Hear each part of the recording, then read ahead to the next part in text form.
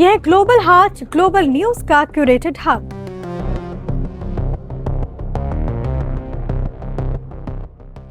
बड़ी खबर अंतर्राष्ट्रीय मोर्चे से आ रही है कि अमेरिकी राष्ट्रपति डोनाल्ड ट्रंप एक बार फिर से तिलमिला गए। गुस्सा ऐसा कि ईरान पर सबसे बड़ी कार्रवाई का ऐलान भी कर दिया। हालांकि ये बात दीगर है कि ट्रंप को ऐसे गुस्से आते रहते हैं, कभी कभी एक दिन में तो कई बार। मिस्टर मूडी प्रेसिडेंट ने ईरान को एक बार फिर से आंखें दिखा दी और कह दिया कि ईरान ने समझौते का मौका गंवा दिया है, इसलिए अब उसे आर्थिक तौर पर अलग थलग कर दिया जाएगा। न जाने कितनी बार ईरान को डेडलाइन देने वाले ट्रंप इस बार काफी गुस्से में हैं। हो सकता है कि वो एकाध देश या फिर संस्थाओं पर एक्शन भी ले, कार्रवाई भी कर दे, या फिर हर बार की तरह एक बार फिर से ईरान को मोहलत दे दे, डेडलाइन बढ़ा दे। खैर, इस बार ट्रंप ने कहा है कि ईरान की मदद करने वाले देशों और संस्थाओं पर भी वो एक्शन लेंगे। बैंक, कंपनीज, एयरपोर्ट और सरकारी संस्थाओं पर एक्शन लिया जाएगा।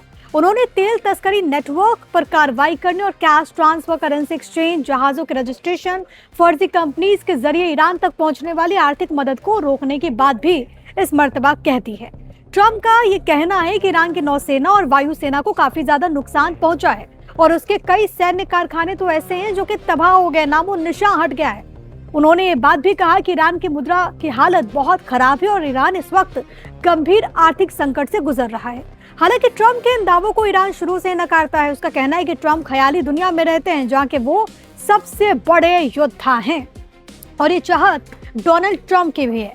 तभी तो उन्होंने ओमान को कह दिया कि डोंट कम इन बिटवीन, मतलब जो ओमान अमेरिका के पास बहुत अरसे से था, उसका करीब था, पीस टॉक का झंडा बरदार था, उसी को कह दिया कि भाई we don't need you any मोर।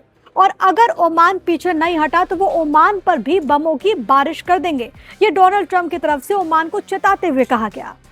इधर ईरान पर ट्रंप ने अमेरिका की नई आर्थिक कार्रवाई को इकोनॉमिक डी डे बताया। आसान भाषा में इसका मतलब यह है कि अमेरिका ईरान पर बहुत बड़ा इकोनॉमिक प्रेशर बनाने जा रहा है। उन्होंने दूसरे देशों से भी ईरान की मदद करने और अमेरिका के साथ इस अभियान में सम्मिलित होने की अपील की है, जैसा कि पहले होर्मुज के खिलाफ उन्होंने कहा था।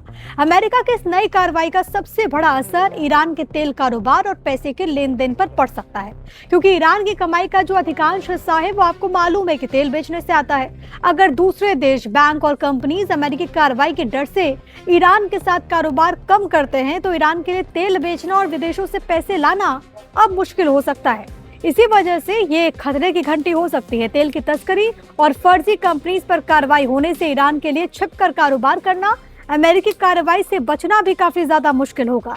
ट्रंप का ये कहना है कि अमेरिका अपने सहयोगी देशों के साथ मिलकर ईरान को दुनिया से आर्थिक तौर पर अलग थलग करने की कोशिश करेगा और अमेरिका के तेवर इस वक्त बता रहे हैं कि वो काफी सख्त हैं। ईरान तेल बेचता है, लेकिन सीधे अपने नाम से कारोबार करने पर अमेरिकी एजेंसीज इसे आसानी से ट्रैक कर सकते हैं और इसीलिए बिचौलिए, दूसरी कंपनीज और अलग अलग शिपिंग नेटवर्क के जरिए तेल खरीदारों तक पहुंचने की वो कोशिश करता है। तेल के बाद पैसे की बारी है और इसी वजह से लगातार एक्शन लिया जा रहा है। तेल बेचने के बाद कमाई को ईरान तक पहुंचाना सबसे अहम हिस्सा होता है। बैंकिंग चैनल, करेंसी एक्सचेंज, बिचौली और कैश ट्रांसफर जैसे रास्तों का इस्तेमाल अमेरिका कर सकता है। अमेरिका कोशिश कर रहा है कि पूरी चेन वो तोड़ दे और इसी वजह से लगातार ये संकेत दिए जा रहे हैं। अमेरिका तेल के साथ उन जहाजों, कंपनीज और वित्तीय नेटवर्क पर भी कार्रवाई करना चाहता है जो कि इस कारोबार में कहीं न कहीं रोल प्ले करते हैं, मदद करते हैं। इसका मकसद ये है कि ईरान के लिए तेल बेचना और उससे कमाई करना मुश्किल हो जाए, और अगर ऐसा होता है तो पूरी दुनिया की मुश्किल एक बार फिर से बढ़ती हुई नजर आएंगी।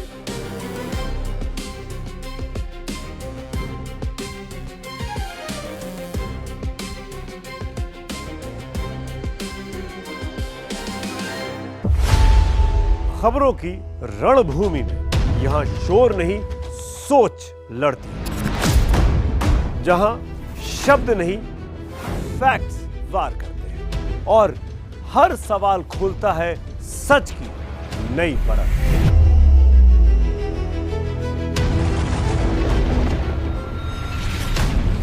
चक्रव्यूह आपके अपने सुमित अवस्थी के साथ सोमवार से शुक्रवार शाम 6:57 पर टाइम्स नाउ नव भारत पर।